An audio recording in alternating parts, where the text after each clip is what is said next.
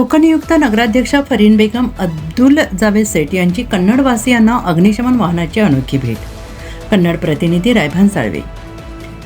कन्नड नगर परिषदेच्या इतिहासात बरेच नगराध्यक्ष होऊन गेलेत, पण पहिल्याच वेळी नगराध्यक्ष पदाची सूत्रे हाती घेणाऱ्या फरीन बेगम अब्दुल जावेद सेठ नगराध्यक्ष होताच लोकहिताच्या कामाचे असे सपाटा लावला आहे की शहरातील प्रत्येक नागरिकांच्या तोंडून फक्त वाह क्या बात है असा एकच शब्द अनायास येतोय आणि त्यांच्या विरोधकांचे बोलण्यातून सुद्धा ते जाणवत आहे. आपल्या मोजक्या भाषणातून नगराध्यक्ष यांनी महाराष्ट्र शासनाचे मुख्यमंत्री देवेंद्र फडणवीस यांचे देखील आभार मानले.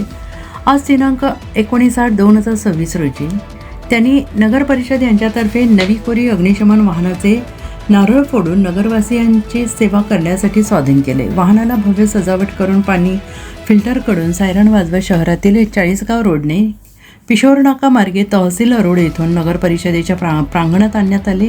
शहरात वाहन दाखल होताच नागरिकांनी दुतर्फा उभे राहून या वाहनाचे स्वागत केले. नगर परिषदेच्या प्रांगणात पोहोचताच शेकडोंच्या संख्येनं कार्यकर्ते येथे उपस्थित होते.